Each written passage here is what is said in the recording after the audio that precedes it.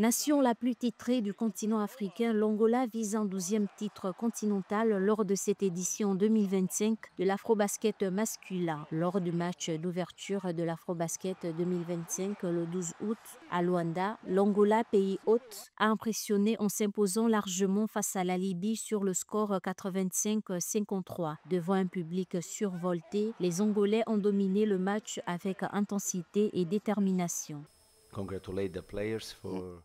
Tout d'abord, je veux féliciter les joueurs pour la victoire. C'était une victoire importante car avant le match, nous savions que si nous ne gagnions pas ce match, ce serait difficile de gagner en Sud-Ouest et en Guinée.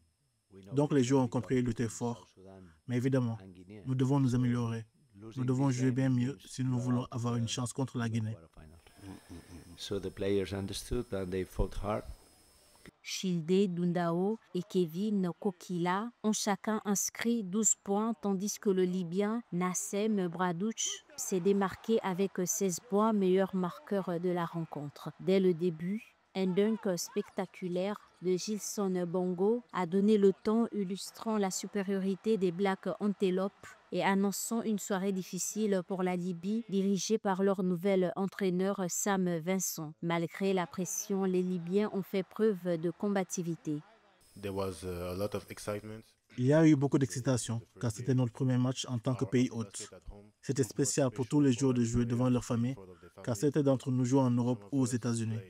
Donc c'est spécial de revenir ici et de jouer devant tout le monde que nous connaissons et que nous aimons. Il y a eu un peu de pression car nous sommes l'hôte. Donc toute la pression est sur nous. Mais comme l'a dit le coach, chaque match est une finale pour nous.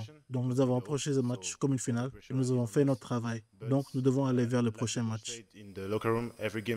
La 31e édition de l'Afrobasket 2025 qui se déroule en Angola a débuté le 12 et prendra fin le 24 août.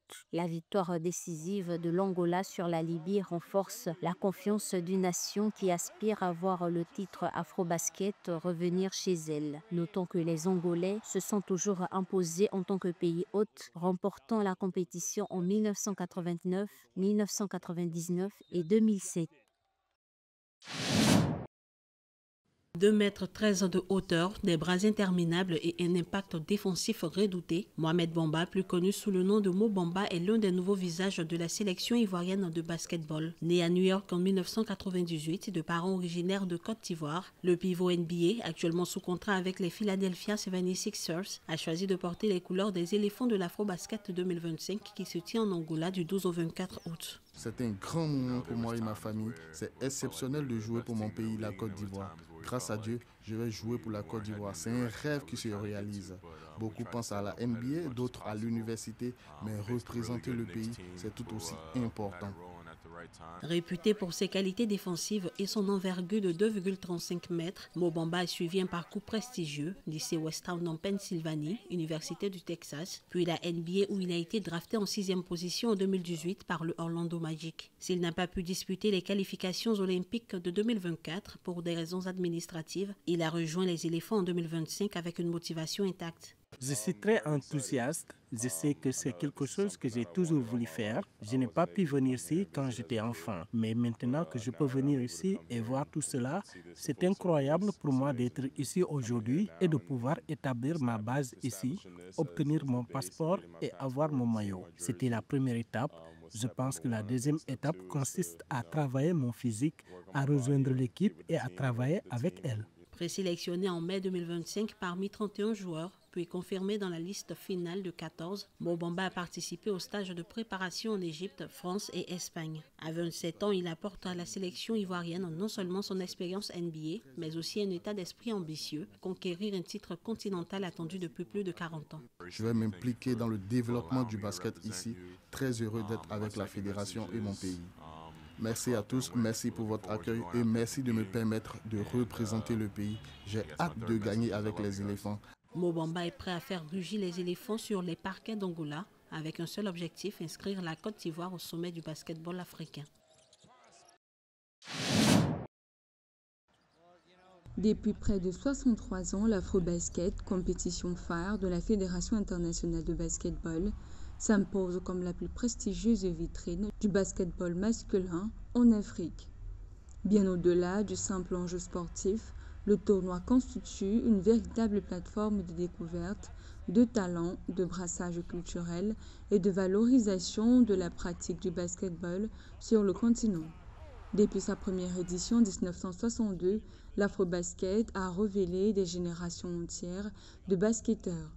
Des noms comme Hakeem Olajuwon, Salah Mejri ou encore Luc Mbah-a-Moute ont marqué la scène internationale après s'être illustrés sur le parquet africain. Ça représente beaucoup, c'est mon premier. Jamais j'aurais pensé être là un jour, donc ça représente beaucoup et il faut redorer un peu le blason et le camerounais. Je pense qu'il y a 4 ans, il s'est passé des choses. On a été un peu piétinés, maintenant on va te montrer le bas visage du Cameroun.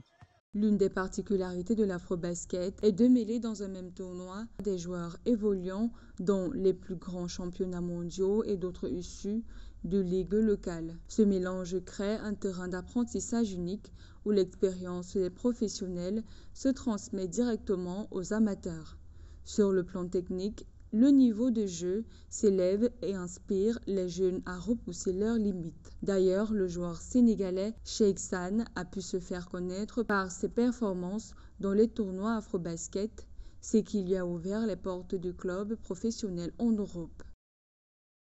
En faisant beaucoup parce que c'est l'occasion de représenter le pays, de porter le vert aux zones et de permettre la tradition familiale qui est le jeu pour l'équipe nationale et c'est des matchs.